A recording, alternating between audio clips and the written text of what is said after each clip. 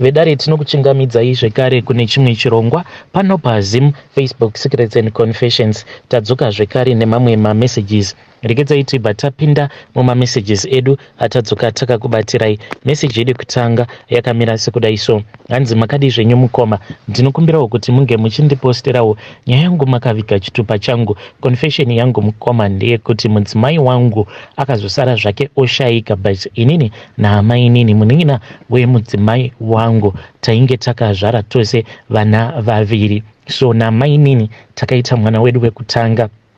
Amai nini apo pavainge vachiri form 3 zvakaitika ndezvekudai. Mai nini takatanga kugara navo. Zvino patakatanga kugara navo vaiva nemukomana wavo uyo wavainge vachidanana naye. Saka mufana uyu ndakabva ndazosangana naye one day ainge atori nechimoko chake, ndikabva ndangoti aiwaka ndokunzi munhurume, but mukoma ndakazongoramba ndongodhumana naye mufana uyu aine zvimoko zvakati one day. Saka mai nini nerimwe zuva ndakabva ndati chimoko ngatimbobudei tinge tichimboenda kumagrosa. Ndokubva tabuda paya ndikabva ndatosiya mudzimai wangu nevana pamba, ende taingogara zvedu tichitongotamba chiramu inini naamai inini, kunyange mudzimai wangu ainge asitomborina kana basa nazvo. Takazoti zvino tiri munzira tichienda kumashops, ndokubva ndazoti mai inini, the reason as to why ndati ngatimbosvikai kumashops, it is because ndine nyaya yandikuda kukuudzai, but I don't know how you're going to handle it, and I don't want you to tell bamnini kuti inini ndini ndakuudzai. Saka vakabva vazoti tell me please tell me. Ndikabva ndazovaudza ndikati mainini nyaya iripo ndeyekuti muchinda wenyu uyu haasi innocent, kunyange ini ndaitombofungidzira kuti he is an innocent guy, but yai mainini kana kuri kunzi munomuda munhu uyu kauyu anofanira kuti ange achichinja unhu hwake, because ndaona pamberi apo kana mukazoroorwa naye ndaona mazotambudzika, especially kana mukazoita pamuviri, because so far ndamuona aine vasikana vakati one day avo vaanenge ainavo achiratidza kuti vanotodanana. Saka vakabva vatanga kuchema mainini, ndikabva ndati musachema. When we were returning back from the shops, aiwa kunze kwainge kwatosviba, ndokubva ndapaka zvangu pagate, ndokubva ndatanga kuvanyaradza. Mukoma mukuzonovanyaradza manje ndakazotokaruka ndava kutoona kutoti ninezi vainge vakatonaka kutodarika mudzimai wangu, ndokubva ndatongotanga kuvabata ninezi ndaresponda, but vakazoti aiwa bamukuru hazvina kunaka zvatiri kuda kuita. Then she opened the gate, ndokubva tatopinda mugate paya. My wife never complained because we used to do this. So ivo ninezi vakazoti vainge vachida kuti ndinge ndichivarakidza proof yekuti mukomana wavo wavainge vachidanana naye, mukomana wavo iye ainge achivahurira. Then ndakati aiwa haisikana nyaya. Saka iye ndaiwanzokumuona usiku apo pandinenge ndichibva kubasa, ndo pandaimuona aine his different girlfriends. Ndakabva ndazomutracer, ndikabva ndaona kuti alright, girlfriend yake yakati inogara pakati, wakati anogara pakati. Ninezi ndikabva ndavaudza, ende vakabva vazotomubata red handed, ende vakatomubata akatogara pabridge neumwe musikana vachitoita bonde pabridge paya. Ndokubva zvatongodhakwa. Ninezi vakandifonera variko kuma-areas kwacho ikoko, kana kufamba vainge vasingagoni nekuda kwestress. Ndo zuva randakatanga kurara navo ninezi. Saka pavakandifonera vachichema vakatanga vataura nasisi vavo, then ivo vakabva vanditi manje ndoda kuenda kuchechi, endai munoona kuti mwana chichiri kuitika kwaari nabamunini.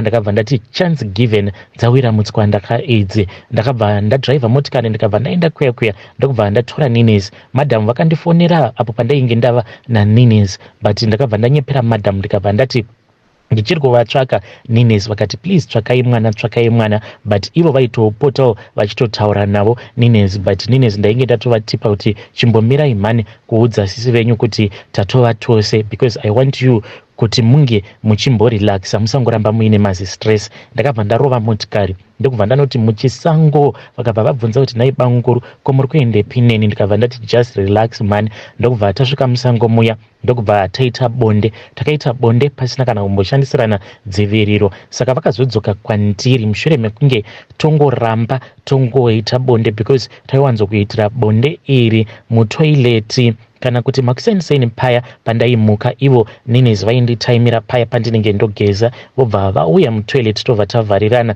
Mukadzi wangu iye anenge akafa zvake nehope. kana kuti paya pavanenge vachindigadzirira vari mukitchen taingonomira padhuze nepadhoo repakitchen because at that time pamba pacho patainge tichiloja kuti unge uchipinda mukitchen uchibva kudining paitova nedhoo rekutoti waitofanira kuti unge uchivhura, saka taibva tanomira padhuzesa nedhoo then tobva tatoita bonde ninesi vakakiya dhoo vachiitira kuti kana kuri kunzi mudzimai wangu kana akangokaruka amuka then anofanira kuti atange atonoka, ende hatina kana kumbogara takabatwa. Ninesi vakauya kwandiri vakabva vanditi bankuru ndava nepamoviri, ndikati saka toita sei nai Ninesi? Vakati ndokudai bankuru, hamene kuti imimi munozvionawo sei? Ndikabva ndati newewe ndinokuda. Saka mainini vakabva vazova second wife yangu, but ishi mukoma secret iyi takaichengetedza kusvika mudzimai wangu achizonofa. Nanhasi uno mukoma, kunyange kuzogara kwatakazoita tose inini namainini officially,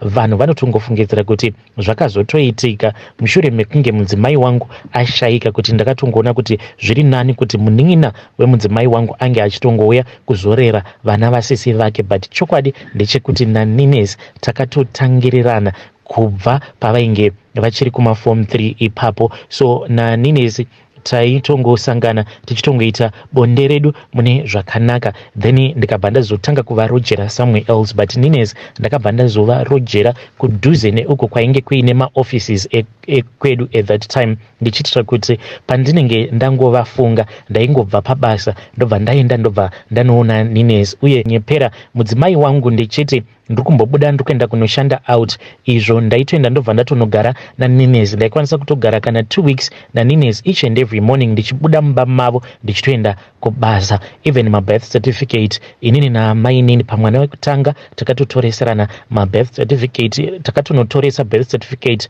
remwana wedu tiri 2. Then the second baby as well, vaingonzi munhu uyu inzenza, haazivi kuti akamitiswa nani. Vana vaviri shuwa uchingomitiswa nemunhu wekuti unenge uchingoti handizivi, because ndanga ndichidanana nevarume vakawanda at the same time, but Ninesi havana kana kumbogara vakadanana neumwe munhu kunze kwangu chete. So mudzimai wangu akasvika pakufa asingatozvizivi kuti inini ndainge ndakatomuisa pabarika iye nemunin'ina wake. But mukoma, chandinongoda kungotaura ndechekuti inini namainini kuchengetedza kwatakaita secret yainge isiri nyaya yekuti tainge takanyanyisa kungwara, but takatobatsirwawo. And I want to advise mukoma vaya avo vakati ivo vakamitisa Ninesi wavo, kana zvichikwanisika vanofanira kuti vange vachitsvaka vanhu vanovabatsira, because inini naNinesi takafamba komana kuzosvika tichizosangana neimwe n'anga. Manje takati tawana n'anga iya, then amainini vakabva vazopiwa mushonga uyo wavakanzi vaifanira kuti vange vachibika chikafu. Kana vabika chikafu vobva vazonopa sisi vavo chikafu chekuti vange vachidya, icho chinenge chiine mushonga. Saka chikafu icho chainge chichazodyiwa nemudzimai wangu ndo chainge chichazoita kuti ange achizova like munhu akarivara when it comes to me namainini, zvekuti kunyangwe dai kwanga kuri kunzi dai akazotuwana kunyangwe tichitoita bonde aitongozvigamuchira. Saka ndo mushonga wekutanga uyo watakapiwa. Then inini ndakabva ndazopiwa chibage, ndakanzi chibage ichocho ndaifanira kuti ndinge ndichizochigocha. Saka ndakati ndasvika pamba ndikabva ndatora chibage chiya ndikabva ndazochigocha, wainge huri usiku, ndokubva ndazotora mushonga uyo wandakapiwa nasekuru vacho ivavo, ndokubva ndazomwaya mushonga uya pachibage icho chandainge ndabva mukugocha, ndikabva ndazopa mudzimai wangu kuti ange achidya. Ende akatombozama kuti tinge tichidya tose chibage chiya chandainge ndagocha, but ndakangotongomuudza kuti ndechako baby, ndokubva adya ari 1. Munin'ina wangu munhu uya wekuti aifarira sei kuita izvi zvebaking, saka akabva azoti one weekend ndokubva auya zvake akabheka tunonaka, ndokubva atopa sisi vake utwo twainge akabheka tumabiscuits netumascones, akabva ati this is for you sisi, ndokubva azopawo inini nevana zvimwe zvaainge akaisa mune rimwe zilunch box rainge riri zihombe. Saka ndokudyisa kwatakaita mudzimai wangu kusvika achizonofa. Then after mudzimai ashayika ndo patakangotanga kungoonekwa tiri 2 kuzosvika tichizodanwa navatete. Vatete vakabva vatibvunza kuti ko chii chainge chichitora nzvimbo, because tainge tongoonekwa, taiti kana kuri kunzi tikuenda kumusha taienda kumusha tichinoona vatezvara naambuya vangu tiri tose, then pakuzodzoka zvekare taingodzoka tiri tose. Saka vanhu vakazongotanga kungonyumwa kuti vanhu ava, plus ndakabva ndazoti ndainge ndichikumbira kuti Nines vange vachiuya kuzogara pamba kuti vandibatsire kuchengeta vana. Saka pakabva pazongova nekamutauro, saka vanhu vakabva vazongoti zvinoita here kuti munhu asina mukadzi ange achigara naamainini vake, amainini vake zvekare vasina murume. So ivo vainge vasingatozivi kutoti tainge tava kutogara semukadzi nemurume sezvatainge tangogara tichingoita. Then tikabva tazoudza vatete tikabva tati tainge takaitawo mistake tikangoita bonde one night, ende kubva ipapo tainge tisina kuzombogara takaita bonde. Vatete vakabva vati haisi kana nyaya, nekuti pachivanhu chedu zvinototendedzwa izvozvo kuti like zvainge zvakaita mainini kuti vainge vakamitiswa 2 times ende vana baba vacho vasingatombozivikanwe kuti vainge varipi. Vakabva vati saka uri kufanira kuti iwe unge uchidzikama unogara pana bangukuru wozvichengetera bangukuru vako, pfuma ingoramba iri mumhuri, ndizvo zvoka. Then vakabva vatobvumira mudenga paya mainini, but vatete vainge vasingatozivi kutoti rainge ritori gemu redu ratainge takatotamba kubva but vatete vainge vasingatozivi kutoti iyi yainge itori gemu yedu iyo yatainge takatotamba kubva kudhara. Then ndakabva ndazonzi ndaifanira kuti ndinge ndichizovaroora amainini, ndikabva ndanovaroora.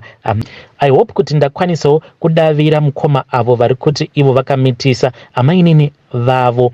Ende pose paya patinenge tichinzi sevanhurume tinenge tiine magirlfriends edu, girlfriend ukanzwa ichiti handei kumasuwe tinge tichinoshandirwa pamwe chete, tinge tichinobatsirwa tiri pamwe chete. Nyaya inenge iripo paya ndeyekuti minamato iya yamunenge muchiitirwa ikwanise kuzodzikamisa hondo dzimwe dzekuti dzinozongokaruka dzamuka mumba mushure mekunge mudzimai afind out kuti iwewe une girlfriend yako yaunenge uinayo. Saka fambai muchibatsirwa kuitira kuti iye mudzimai wenyu paanozofind out kuti pane zvakaitika, makamitisa chinun'una chake, zvinokwanisa kugamuchirika.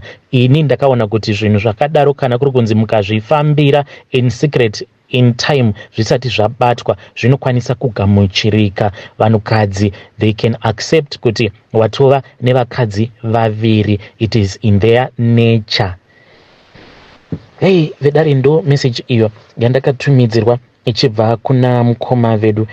Ichokwadi here, hanzi vanhukadzi it is in their nature. Kana akaona kuti murume wangu ava nemukadzi wechinumber 2 anozongogumisidzira azvigamuchira. Saka ngatitaurei navo mukoma vedu ava mucomment section pakaipa. Hanzi naamainini takasvika pakuita vana vedu vaviri, mudzimai wangu asingazvizivi. Ndokubva tazongonyepedzera sekunge tainge tatotanga kutodanana mushure mekunge mudzimai wangu ashayika.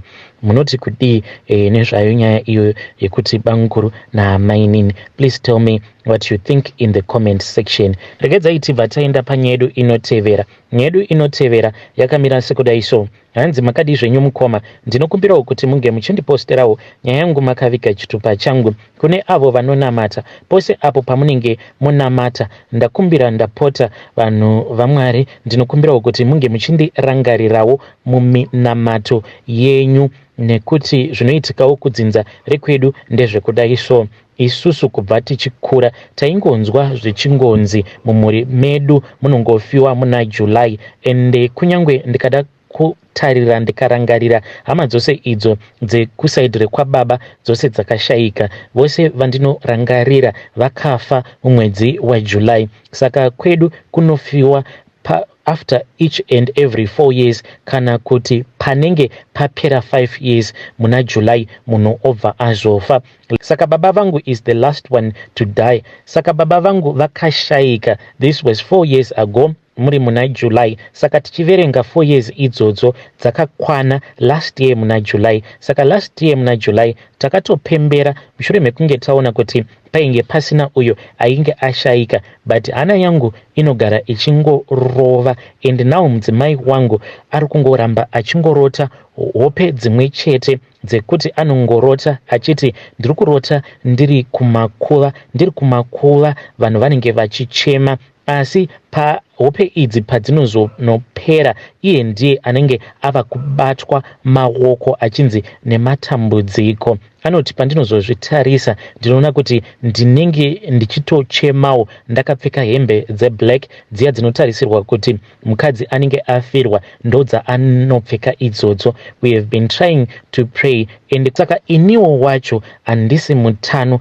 but kubasa ndinotoenda ndichitoshanda, but ndiri kungonzwa weak like munhu ari kuda kubatwa neflu, ndinonzwa kupindwa nechando at all the times. Nemudzimai tiri kungogara tichinamata each and every day. Kunzi July akadarika pasina wehukama anenge afa, tichatoti Mwari ngaakudzwe. Saka ndinokukumbirawo kuti muri yeZimbabwe please ndirangarireiwo mumaprayers enyu. Isu hatina kana kumbokura tichiita zvechivanhu, but mukoma mafiro acho anoita vanhu kudzinza rekwedu anonzwisa tsitsi, zvinorwadza mukoma. Hei vedare ndo message iyo yandakatumidzirwa ichibva kuna mukoma vedu. Hanzi pandainge ndichiri mudiki ndinorangarira pane pamwe mama pavakadzoka kumba vachichema mushure mekunge vaudzwa kuti vatete kumusha vainge vashaika. Apa mama nababa ndo vaitotarisirwa kuti vange vachitoyawo vachitobatsirawo nekutotenga box. Saka pavakazoenda kuchechi vachinotsvakawo rubatsiro, hanzi vakazonzwa vachinyewa nevamwe elder vachiti mhuri iya yechema yatanga zvekare kutsvaka chema.